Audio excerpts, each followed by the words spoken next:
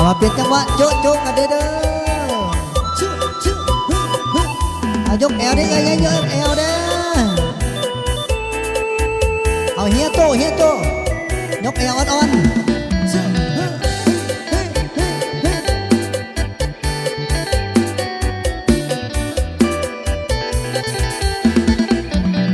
เดือนเมษาลงข่าวคิดทอดผู้สาวทางบ้านน้องหายครั้งหนึ่งไอ้นี่เคยไปสาวผู้ให้สั่งห้ามเอาแล้วคำเว้าของน้องสังวานให้เว้าแสบซ้ำให้ก่อลงเสือจากมายังคิดทุกเมื่อมีลายเถื่อลงละเมื่อถึงหน้าเสียงผู้ไทยอ้อยคิดละค่อยอยากไปเยี่ยมเยือนอยากจะเป็นละเคยสู่อยู่เฮือนย่านแต่เพิ่นนั้นสิเหมือนมายามปลูกโมปลูกแตง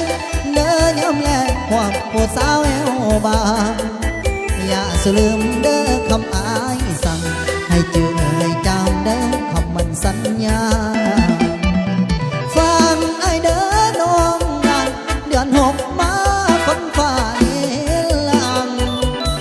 อายสิมาห่วมสะอาดคู่เคียงนางขาดให้ไทยเนื้อ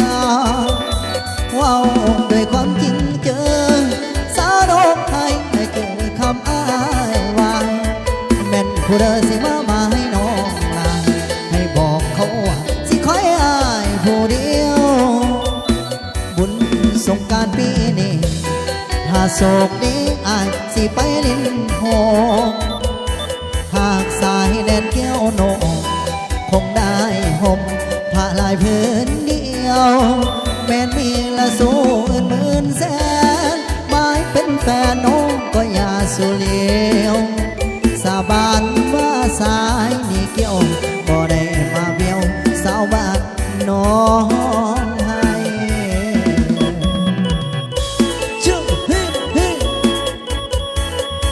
เอาแอวอ่อนๆผู้ใดแอวอ่อนหัวฮักหัวลงกันแล้วกันเด้อมือแรงเด้อ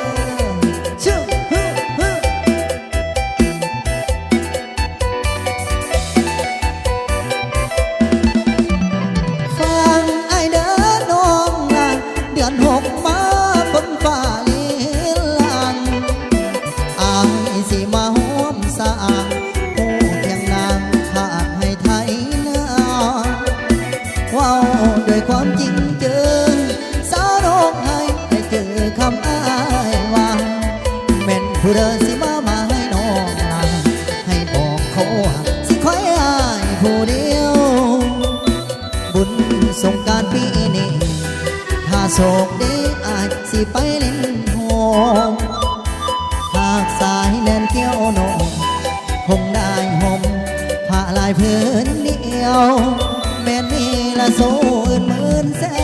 นหมายเป็นแฟนน้องก็อย่าสู้เลี้ยวสาบานว่าสายนี้เกี่ยวบ่ได้มาเบี้ยวสาวบ้านน้อง